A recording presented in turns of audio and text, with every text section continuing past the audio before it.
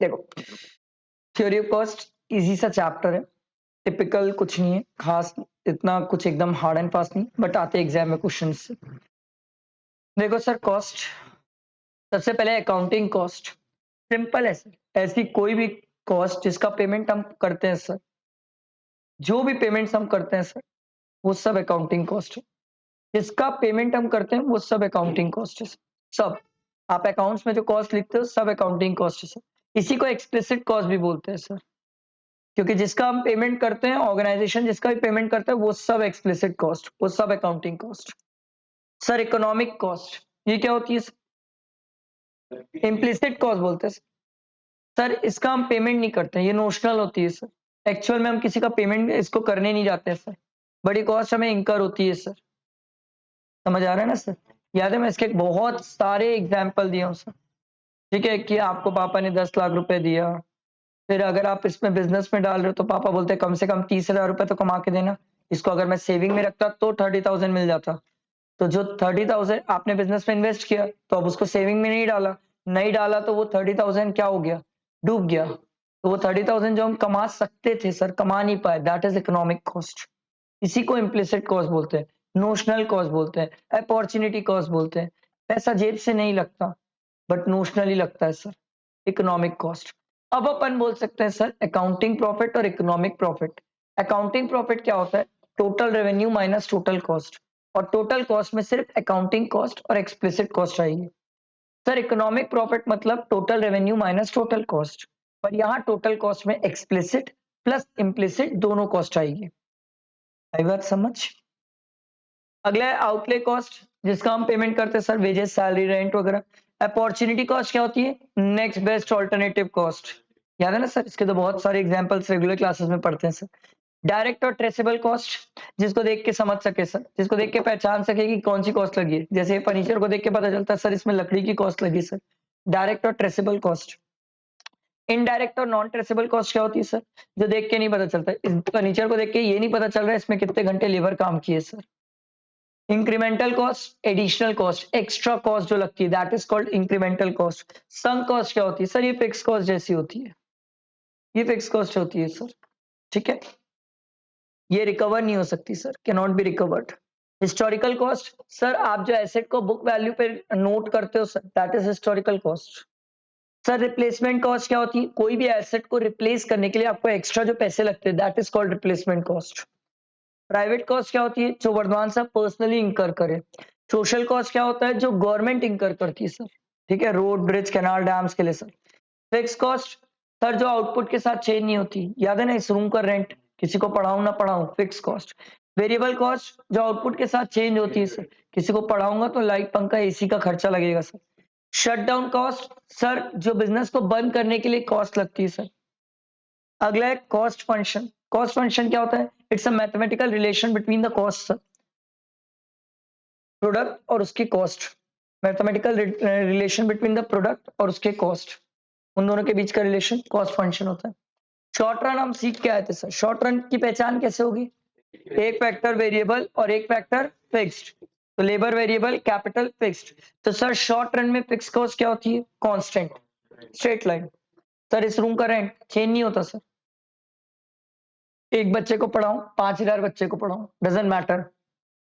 Fix cost 2,000 रुपए rent है तो वो 2,000 ही रुपए रहेगा sir. Total fix cost straight line. Sir total variable cost, क्या ये एस शेप्ड होती है?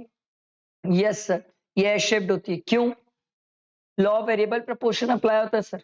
कैसे अप्लाई होता है सर?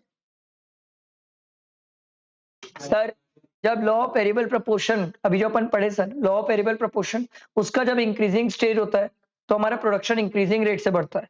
मशीन नहीं होती है, लेबर एफिशिएंसी से काम कर रहे हैं तो हमारा प्रोडक्शन इंक्रीजिंग रेट से बढ़ता है सर। हमारी जो कॉस्ट है ना सर, वो डिमिनिशिंग रेट से बढ़ती है। क्यों? मशीन नहीं है, लेबर एफिशिएंसी से काम कर रहे हैं, दोनों के बीच का कोऑर्डिनेशन अच्छा है, तो हमारी कॉस्ट डिमिनिशिंग रेट से बढ़ती है।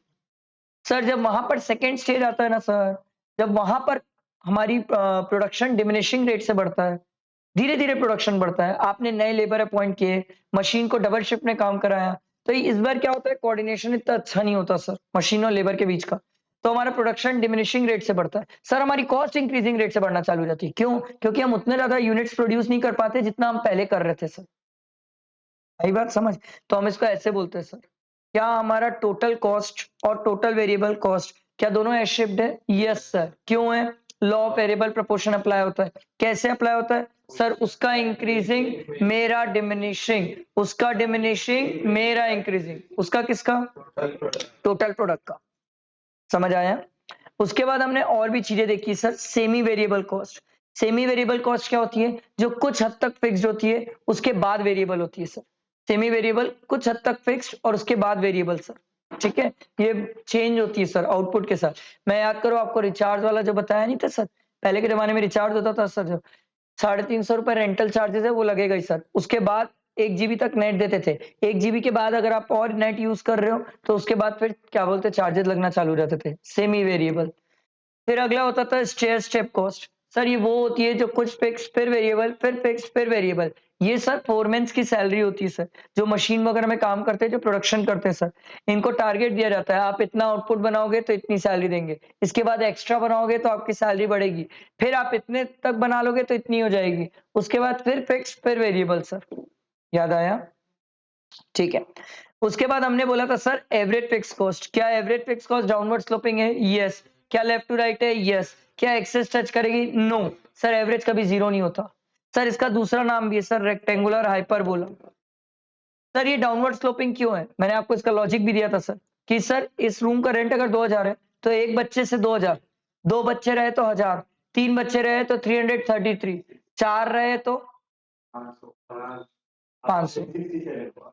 हाँ, तीन हुए तो 667, चार हुए तो 500, पांच हुए तो 250, 400, 400 कैसे?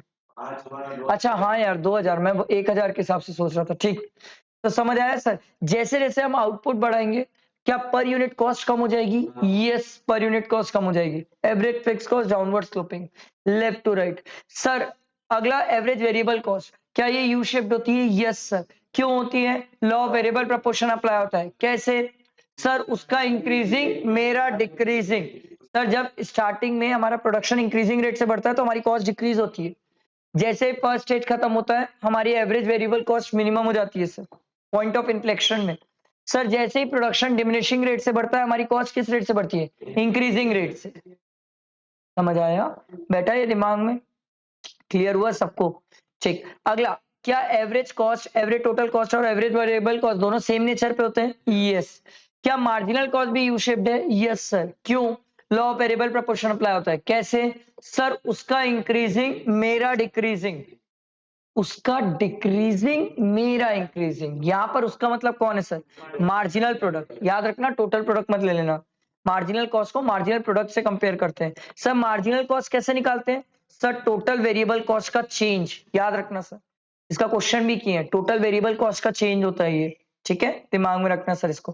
फिर एक बात सिंपल सी याद रखना सर, मार्जिनल कॉस्ट जिस पॉइंट पे टोटल वेरिएबल कॉस्ट को काटेगी, सॉरी एवरेज कॉस्ट को काटेगी, जिस पॉइंट पे marginal cost average cost curve को काटेगा वहां पर एवरेज कॉस्ट क्या होगी सर? मिनिमम। यहीं से हम डिसाइड करते हैं सर कि कितने क्वांटिटी बनाना है और किस प्राइस पे बनेगी सर। समझ आई बात? जिस पॉइंट पे marginal cost average cost curve को काटेगा वहां एवरेज कॉस्ट मिनिमम, वहीं से डिसाइड करते हैं कितना आउटपुट और किस प्राइस पे बनेगा सर। क्लियर हुआ? क्लियर हुआ? फिर बात होती है long run average cost curve. Sir long run average cost curve कैसे बनता है? सर छोटे छोटे short run average cost curve को मिला के लॉन्ग रन बनता है सर। हम छोटे छोटे short run average cost curve के मिनिमम पॉइंट को लेते हैं और उससे long run average cost curve बनाते हैं। सर क्यों? हम शॉर्ट रन को इसलिए लेते हैं सर क्योंकि सिंपल सा लॉजिक है, सिंपल सा लॉजिक है। हम लॉन्ग रन में जा रहे हैं तो एक्स्ट्रा प्लांट ऐड करते जाएंगे, तो हर प्लांट का जो मिनिमम पॉइंट होता है उनको लेके हम लॉन्ग रन बनाते हैं sir. Sir long run cost curve में क्या law of variable proportion apply होता है? नहीं, रिटर्न टू स्केल अप्लाई होता है सर, क्योंकि यहाँ पर लेबर और कैपिटल दोनों क्या होते हैं? वेरिएबल। लॉन्ग रन पढ़ लो ना, दोनों वेरिएबल है सर। इसका दूसरा नाम क्या है सर? Plan curve. सर ये वाला पॉइंट याद रखेंगे sir. Sir long run curve जब गिरता है और शॉर्ट रन कर्व जब गिरता है, लॉन्ग रन कर्व जब बढ़ता है, शॉर्ट रन कर्व जब बढ़ता है, बढ़ते और गिरते टाइम दोनों टेंजेंट नहीं होते हैं, टेंजेंट उनके मिनिमम पॉइंट पे होते हैं। ये याद रखना सर। समझ आया? नहीं नहीं, उल्टा बोले। इस sir long run cost curve जब गिरता है, short run average cost curve जब गिरता है, और जब दोनों बढ़ते और गिरते टाइम टेंजेंट होते हैं, मिनिमम पॉइंट पे टेंजेंट नहीं होते, उल्टा बोल दिए थे। ठीक है, इसके बाद देखो सर, लॉन्ग रन एवरेज इसको प्लानिंग कर्व भी बोलते हैं, एनवेलप कर्व भी बोलते हैं। सर क्या ये भी यू शेप्ड होता है? Yes sir. क्यों? रिटर्न टू स्केल अप्लाई होता है सर, और रिटर्न टू स्केल मतलब इकोनॉमीज और डिसइकोनॉमीज। इकोनॉमीज मतलब फायदा, डिसइकोनॉमीज मतलब ये एल शेप्ड वाला पॉइंट एक बार रीड कर लेना, इतना इंपॉर्टेंट नहीं है सर। इकोनॉमीज मतलब फायदा। अब internal economies and diseconomies, internal मतलब within the organisation level पे। तो सबसे पहले sir technical economies and diseconomies. Sir अगर आपके पास लेटेस्ट एडवांस टेक्नोलॉजीज है तो इकोनॉमीज, आउटडेटेड टेक्नोलॉजी है तो डिसइकोनॉमीज। सर मैनेजरल, जितना अच्छा आपका मैनेजमेंट है, इकोनॉमीज। किंगफिशर है, विजय माल्या, डिसइकोनॉमीज। कमर्शियल इकोनॉमीज, सर आप बल्क क्वांटिटी में लेते हो गुड्स, इनपुट्स बल्क क्वांटिटी में लेते हो तो आपको डिस्काउंट्स ऑफर मिलते हैं, सस्ते में मिल जाते हैं, इकोनॉमीज। यही अगर आपको महंगा खरीदना पड़ता है तो डिसइकोनॉमीज। सर जियो के पास फाइनेंशियल इकोनॉमी, बेहद पैसा है सर, कोई दिक्कत ही नहीं है पैसे की, Vijay Mallya, diseconomies, financial डिसइकोनॉमीज।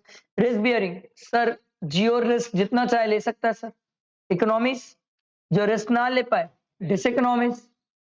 External economies and diseconomies, sir change raw material and capital equipment. Sir मैं जब चाहे रॉ मटेरियल चेंज कर सकता हूँ, फ्रीली अवेलेबल है, दूसरा चेंज कर सकता हूँ, नए इक्विपमेंट ला सकता हूँ, इकोनॉमीज। सर मैं रॉ मटेरियल चेंज नहीं कर पा रहा हूँ, जो चाहिए वही चाहिए, डिसइकोनॉमीज। सर टेक्नोलॉजिकल एक्सटर्नल इकोनॉमीज, मतलब बाहर से कोई नई लेटेस्ट एडवांस टेक्नोलॉजीज आते जा रही है सर, तो इकोनॉमीज अगर आपके पास है तो, नहीं है तो डिसइकोनॉमीज। अगला है sir development of skilled labour. Sir अगर आपके ऑर्गेनाइजेशन में स्किल्ड लेबर काम करते हैं तो इकोनॉमीज। अनस्किल्ड है, diseconomies. Growth of ancillary industry, sir आपके साथ और सपोर्टिंग इंडस्ट्री है तो इकोनॉमीज, आप भी और बढ़ोगे सर। अगर इकलौते आप काम कर रहे हो तो डिसइकोनॉमीज सर। अगला देखो sir, better transport and marketing facility, जितनी अच्छी फैसिलिटी, इकोनॉमीज। आपको मैं दंतेवाड़ा गीदम सुकमा में भेज दिया, डिसइकोनॉमीज, नक्सलवादी है, बंदूक चलाओगे।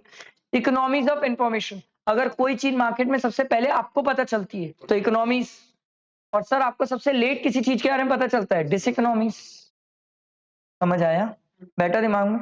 इतना ही था सर कॉस्ट।